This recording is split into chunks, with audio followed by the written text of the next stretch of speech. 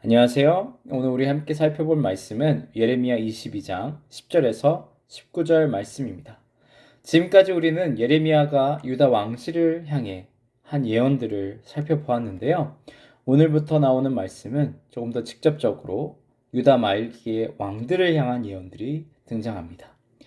유다 말기에는 세 왕이 있었죠. 요시야 왕이 죽고 나서 그 뒤를 이은 여호아하스 왕, 여호야김 왕, 그리고 여호야긴 왕이 있습니다.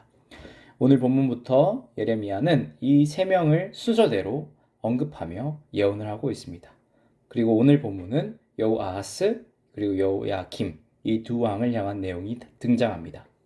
먼저 오늘 말씀 10절을 보면 이렇게 말하죠. 너희는 죽은 자를 위하여 울지 말며 그를 위하여 애통하지 말고 잡혀간 자를 위하여 슬피 울라. 그는 다시 돌아와 그 고국을 보지 못할 것임이라. 아멘.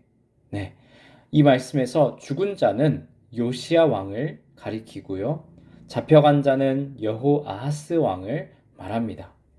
이를 이해하려면 당시 이스라엘 역사를 조금은 알아야 하는데요. 당시 요시아가 무기또 전투에서 전사했을 당시 팔레스타인 지역은 그 정세가 크게 흔들리고 있었습니다. 왜냐하면 오랫동안 강력하게 군림하던 아수르 제국이 약해지고 흔들리고 있었기 때문이죠. 반면에 바벨론이라는 신흥 세력이 강해지고 있었고 또 그 사이에서 애굽도 고군분투하고 있었던 상황입니다. 그 과정에서 애굽의 바로느고라고 하는 왕이 이스라엘을 쳐서 여호아하스 왕을 포로로 잡아갔습니다. 그 이유는 무엇일까요? 그 이유는 여호아하스 왕이 요시야 왕을 이어서 반애굽 정책을 펼쳤기 때문입니다. 애굽은 이 여호아하스 왕을 잡아가면서 그의 형인 여호야김을 왕으로 세움으로써 그가 친애굽 정책을 펼치게 하는 것이죠. 그로부터 자원도 받고 돈도 받고 그리고 여러 가지로 이스라엘을 이용해 먹을 수 있을 것이다 계산을 한 것이죠. 그러나 이스라엘 백성들은 이 심각한 상황에서도 잡혀간 여호아하스 왕보다 과거의 영광이었던 요시야 왕을 그리워하며 슬피 울고 있었던 것 같습니다. 그러나 하나님은 그들에게 이제 요시야 왕을 위해서 울지 말라고 말하죠. 그 이유는 무엇입니까? 현재 이스라엘 상태가 얼마나 심각한지를 깨달으라는 것이죠. 너희는 죽은 자를 위해 슬퍼할 시간도 없다라는 겁니다. 그들은 당장 잡혀간 여호아하스 왕을 위해 슬퍼하며 현재 지금 자신이 놓인 상황과 자신이 갖고 있는 죄를 놓고 기도하며 회개해야 했던 것입니다. 이처럼 우리는 늘 과거의 신앙이 아닌 현재 내 눈앞에 있는 문제, 지금 내 영적인 상태는 어떤가를 살펴보며 기도하는 자가 되어야 한다. 우리가 생각해 볼 수 있겠습니다. 애굽에 잡혀간 여호아하스 왕, 그 다음에 어떻게 되었을까요? 오늘 말씀 11절에 보시면 살룸이란 이름으로 등장하는데요.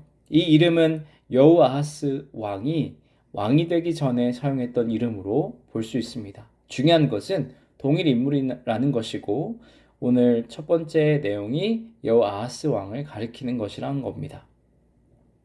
결국 그 이어서 12절에 나온 예언대로 여호아하스 왕은 이스라엘에 돌아오지 못하고 그곳에서 죽음을 맞이해야 했습니다. 너무나도 큰 비극이죠. 그러나 더 큰 비극은 그 뒤를 이은 여호야김 왕의 악행이었습니다. 여호야김의 죄에 대해서 하나님은 뭐라고 말씀하시나요?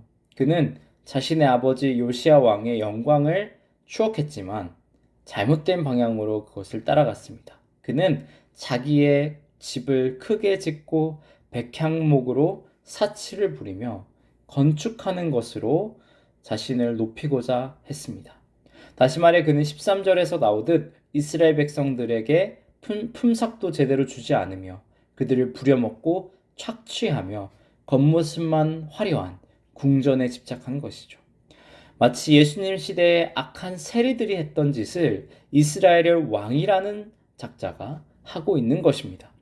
그는 친애굽 정책을 펼치며 백성들의 혈세도 뜯지 않았습니까? 근데 더군다나 그 돈을 넘어서 이제 자기의 사치까지 이루었다는 것을 보면 그가 얼마나 심하게 이스라엘 백성들을 괴롭히고 착취했을지 상상이 되지 않습니까? 너무나도 끔찍한 죄입니다. 그런 그에게 하나님은 중요한 말씀을 남기십니다. 15절, 16절에서 하나님은 무엇을 강조하시나요?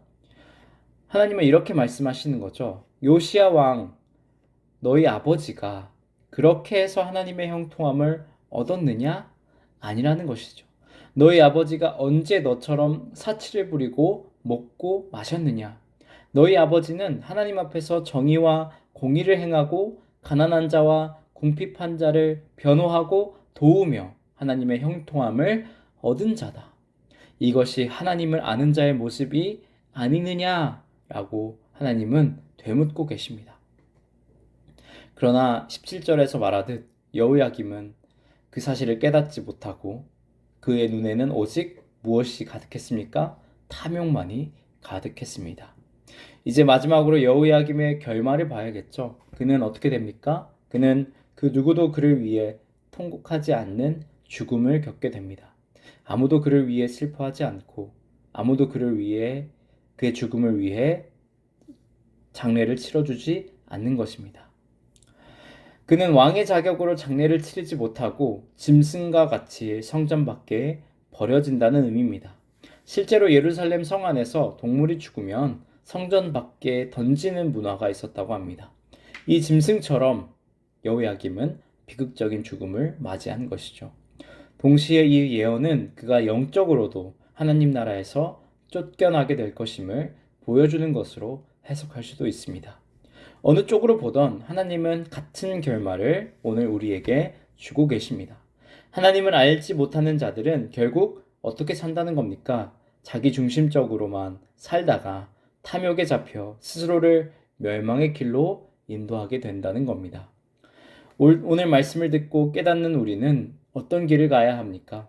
과거의 영광에 사로잡힌 자가 아닌 지금 내 영혼을 두고 기도하며 여호야김이 걸은 탐욕의 길이 아닌 예수 그리스도께서 가신 겸손한 십자가의 길을 따라가는 자들이 돼야 합니다. 오늘 하루도 믿음으로 십자가의 길을 따라 걷는 우리 나눔교회가 되기를 진심으로 기도하고 축복합니다. 아멘.